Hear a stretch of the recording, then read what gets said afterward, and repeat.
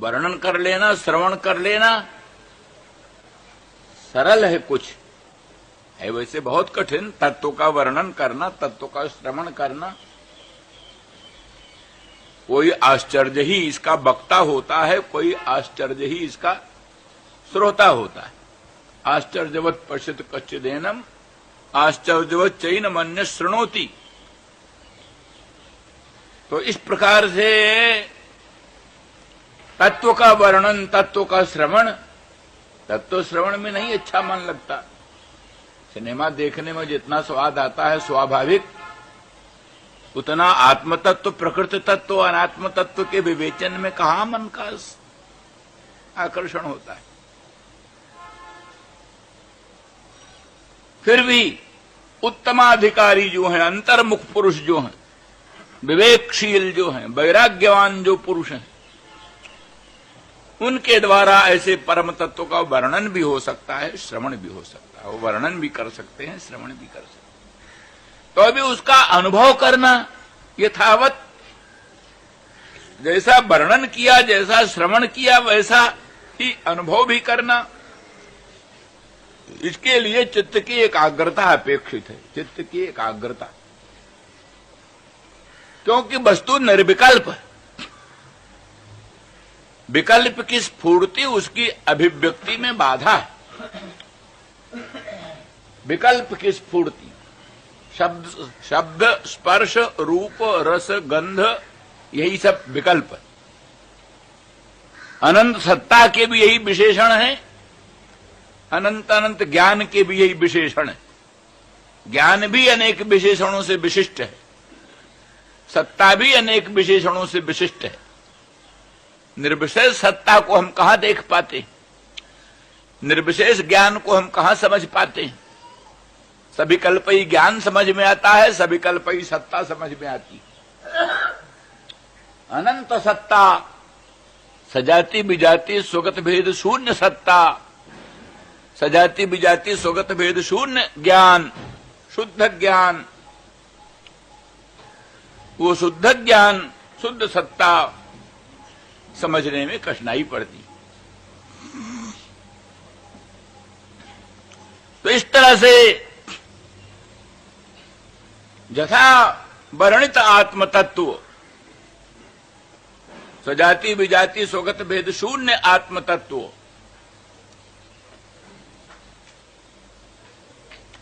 नाना प्रकार के विशेषणों और विकल्पों से, विशेषणों और विकल्पों से रहित सत्ता, विशेषणों और विकल्पों से रहित ज्ञान, अखंड ज्ञान, शुद्ध सत्ता, ज्ञानाभिन्न सत्ता और सदभिन्न अखंड ज्ञान, ऐसी वस्तु की अनुभूति में कठिनाई पड़ती। तो उसी को अनुभव कराने के लिए और अनेक प्रकार हैं। उन प्रकारों में कपिल देव जी ने भगवान के सगुण साकार सच्चिदानंद घन रूप का वर्णन किया। श्रीमन नारायण भगवान विष्णु के मंगलमय सगुण सच्चिदानंद घन साकार रूप का वर्णन किया। संचिंतयेद भगवतश्चरणारविंदम वज्रांकुशध्वज सरोरुहलांछनाढ्यम उत्तुंग रक्त बिलसन नख चक्रबाल ज्योत्स्नाभिराहत महत हृदयांधकारम इत्यादि रूप से भगवान के पादारविंद का वर्णन किया। पादारविंद के नखमण चंद्रिका का वर्णन किया। उसके दिव्य प्रखर प्रकाश का वर्णन किया। इसी प्रकार से भगवान के अंग प्रत्यंग का वर्णन, मुखचंद्र का वर्णन, दामिनी द्युति विनिंदक पीतांबर का वर्णन, अनंतानंत भूषण वसन अलंकारों का वर्णन और भगवान के दिव्य कल्याण गुण गणों का वर्णन, ये सब विस्तार से किया, लगभग 18-19 श्लोक से। तो वहां फिर बतलाया कि इस स्वरूप का ध्यान करते करते, इसी स्वरूप का चिंतन करते करते, भगवान के मधुर मनोहर मंगलमय मुख चंद्र का चिंतन करते करते, पादारविंद के नखमण चंद्रिका का चिंतन करते करते उनके दिव्य स्वरूप का ध्यान करते करते स्मरण हो, स्मरण के बाद उसी में प्रत्येकतानता हो, प्रत्यय एकतान हो, ज्ञान की धारा अखंड धारा चल पड़े। माने विजातीय प्रत्ययानंतरित सजातीय प्रत्यय का प्रवाह चल पड़े। बीच में घट भी आ जाता है, पट भी आ जाता है, प्रपंच भी आ जाता है और दुनिया आ जाती है, वो सब न हो।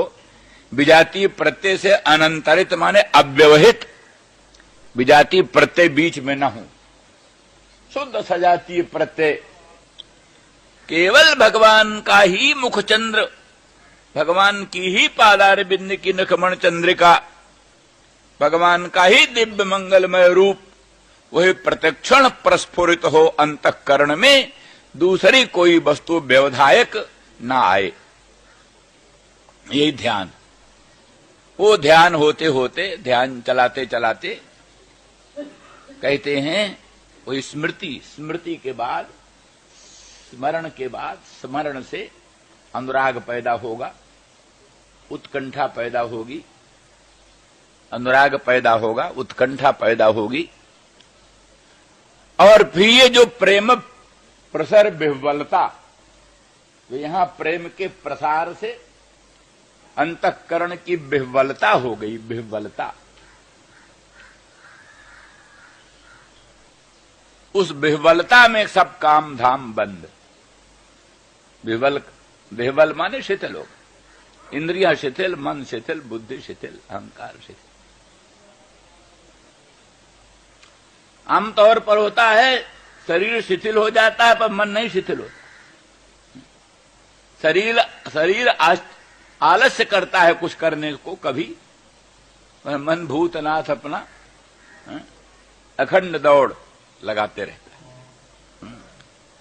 पर उस प्रेम के प्रवाह में मन भी शिथिल होता है, मन में भी शिथिलता आ जाती है।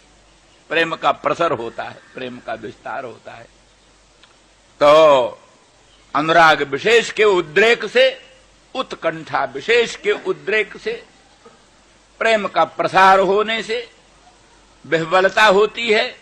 विह्वलता का स्वरूप यही इंद्रिय शैथिल्य, मनस शैथिल्य, बुद्धि शैथिल्य। तो कहते उस शैथिल्य का रूप ये होगा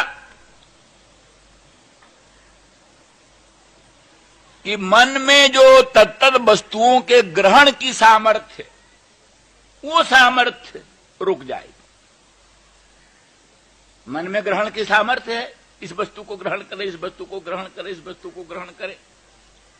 जैसे नेत्र में रूप दर्शन की सामर्थ्य, श्रोत्र में शब्द श्रवण की सामर्थ्य, हस्तपादादिकों में विविध प्रकार की क्रिया करने की सामर्थ्य, जैसे मन में स्वविषय संकल्प की सामर्थ्य, चित्त में स्वविषय के संस्मरण की सामर्थ्य, ये भी होती है तब। लेकिन ये होते होते जहां प्रेम प्रसर का प्राखर्ज हुआ, प्रेम का जहां विस्तार हुआ, प्रेम के विस्तार से विह्वलता हो जाने के अनंतर बुद्धि में, चित्त में, मन में शिथिलता आ जाती। शिथिलता आ जाने पर जिस वस्तु का ध्यान कर रहा है मन, ध्यान के समय इतर सब वस्तुओं को छोड़कर केवल एक ध्येय का ध्यान कर रहा है। माने विजातीय प्रत्ययानंतरित सजातीय प्रत्यय का खंड प्रवाह चला रहा है।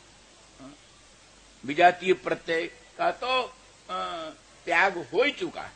केवल सजातीय प्रत्यय एक भगवान के ही मुखचंद्र का, भगवान के ही पादार बिंद की नखमण चंद्रिका का, या फिर आगे चलकर एक ही का, बहुत का नहीं। मुखचंद्र भी, पादार बिंद की नखमण चंद्रिका भी, कई चीज नहीं, एक ही चीज। सुस्मितम भावेन मुखम न किंचिदप चिंतयेत। केवल भगवान के सुस्मित मुखचंद्र का ही चिंतन करना, या केवल पादार बिंद की नखमण चंद्रिकाई का चिंतन करना, बाकी तद्भिन्नम न किंचिदप चिंतयेत, उससे भिन्न और कुछ का चिंतन न करे। इस दशा में भगवत स्वरूप से व्यतिरिक्त भिन्न वस्तुओं से मन हटकर एकमात्र भगवत स्वरूप को, तत्रापि एक वस्तु को ही निरंतर अनुसंधान स्वयं ही कर रहा है। अब प्रेम के प्रसर से जो विह्वलता उत्पन्न हुई, उस विह्वलता के कारण और का ग्रहण करना तो दूर रहा, जो ध्येय का ग्रहण कर रहा है उसको भी ग्रहण करने में असमर्थ हो जाता है।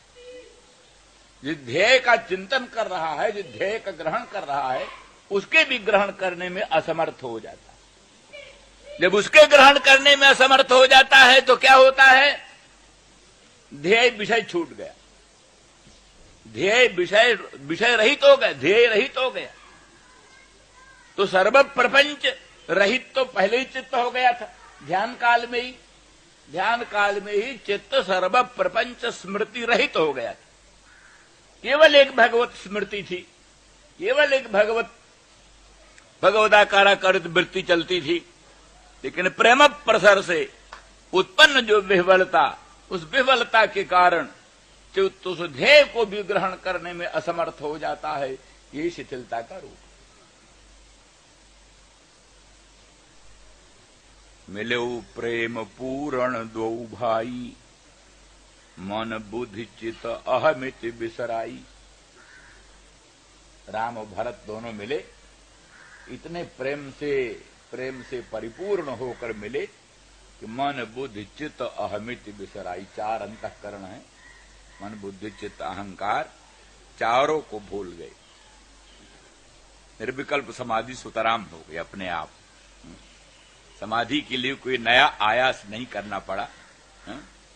मन बुद्धि चित्त अहंकार, इनको भुलाकर मिले।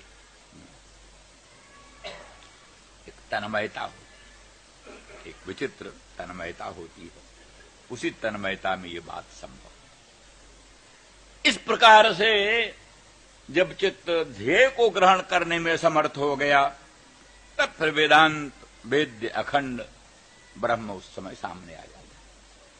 वेदांत वेद्य अखंड ब्रह्म, वही ब्रह्म जो भी साकार होकर प्रकट हो रहा था, जो भी सगुण होकर अनंत कल्याण गुण गण धाम होकर प्रकट हो रहा था,